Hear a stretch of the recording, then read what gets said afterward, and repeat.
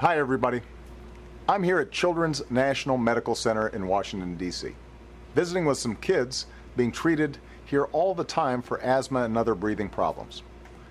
Often these illnesses are aggravated by air pollution, pollution from the same sources that release carbon and contribute to climate change. And for the sake of all our kids, we've got to do more to reduce it. Earlier this month, hundreds of scientists declared that climate change is no longer a distant threat. It has moved firmly into the present. Its cost can be measured in lost lives and livelihoods, lost homes and businesses, and higher prices for food, insurance, and rebuilding. That's why last year I put forward America's first climate action plan. This plan cuts carbon pollution by building a clean energy economy, using more clean energy, less dirty energy, and wasting less energy throughout our economy. One of the best things we can do for our economy, our health, and our environment is to lead the world in producing cleaner, safer energy. And we're already generating more clean energy than ever before. Thanks in part to the investments we made in the Recovery Act, the electricity America generates from wind has tripled. And from the sun, it's increased more than tenfold. In fact, every 4 minutes, another American home or business goes solar. And every panel is pounded into place by a worker whose job cannot be shipped overseas. We're wasting less energy, too. We've doubled down how far our cars and trucks will go on a gallon of gas by the middle of the next decade, saving you money at the pump. And we're helping families and businesses save billions with more efficient homes, buildings, and appliances.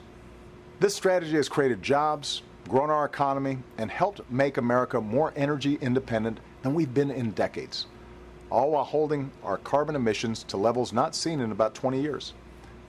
It's a good start, but for the sake of our children, we have to do more. This week, we will. Today, about 40% of America's carbon pollution comes from power plants. But right now, there are no national limits to the amount of carbon pollution that existing plants can pump into the air we breathe. None. We limit the amount of toxic chemicals like mercury, sulfur, and arsenic that power plants put in our air and water, but they can dump unlimited amounts of carbon pollution into the air. It's not smart, it's not safe, and it doesn't make sense.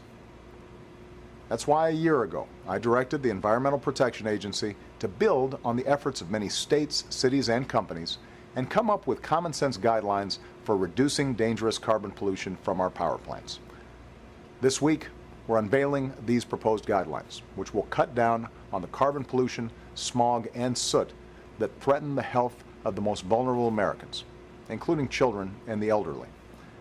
In just the first year that these standards go into effect, up to 100,000 asthma attacks and 2,100 heart attacks will be avoided, and those numbers will go up from there. These standards were created in an open and transparent way with input from the business community. States and local governments weighed in too. In fact, nearly a dozen states are already implementing their own market-based programs to reduce carbon pollution. And over 1,000 mayors have signed agreements to cut their city's carbon pollution. So the idea of setting higher standards to cut pollution at our power plants is not new. It's just time for Washington to catch up with the rest of the country. Now, special interests and their allies in Congress will claim that these guidelines will kill jobs and crush the economy. Let's face it, that's what they always say. But every time America has set clear rules and better standards for our air, our water, and our children's health, the warnings of the cynics and the naysayers have been wrong. They warned that doing something about the smog choking our cities and acid rain poisoning our lakes would kill business. It didn't. Our air got cleaner, acid rain was cut dramatically, and our economy kept growing. These excuses for inaction somehow suggest a lack of faith in American businesses and American ingenuity. The truth is, when we ask our workers and businesses to innovate, they do. When we raise the bar, they meet it. When we restricted cancer-causing chemicals and plastics and leaded fuel in our cars, American chemists came up with better substitutes. When we phased out the gases that depleted the ozone layer, American workers built better refrigerators and air conditioners. The fuel standards we put in place a few years ago didn't cripple automakers.